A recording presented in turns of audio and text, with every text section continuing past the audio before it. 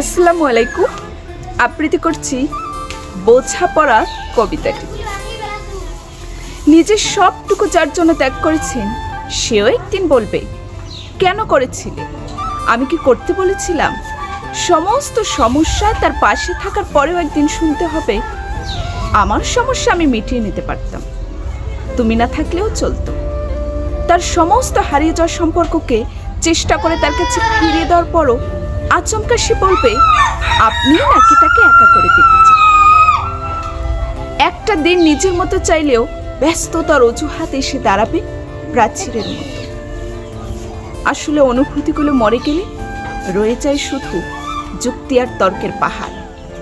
তখন কথার পিঠে কথা বসে, কে ভুল কে ঠিক তার লড়াই চলে। কারণ সে বিশেষ অনুভূতিগুলো তখন মৃত। তাই যার জন্য সব ছাড়ছেন, সেও একদিন বলবে স্বার্থপর। সেটা বুঝে নেই ত্যাগ করুন, কষ্ট কম পাবেন। কারণ আমরা মুখে যতই বলি এক্সপেকটেশন রাখি না, আসলে ভিতরে ভিতরে কিছু চাও তো রয়েই যায়। একটা একলা সন্ধে, একটা নিশ্চিন্ত বিকেল, হয়তো তখন চেয়েই চাই মনে মনে। তাই তো আঘাতগুলো আঘাত হয়ে আসে, আর আমরা আবার নতুন করে ভেঙে পড়ি। তাই তো মনকে বারংবার বলি, চলো জটিল হয়ে যায়। কিন্তু অবাধ্য মন তবুও আশা করতে ছাড়ে না।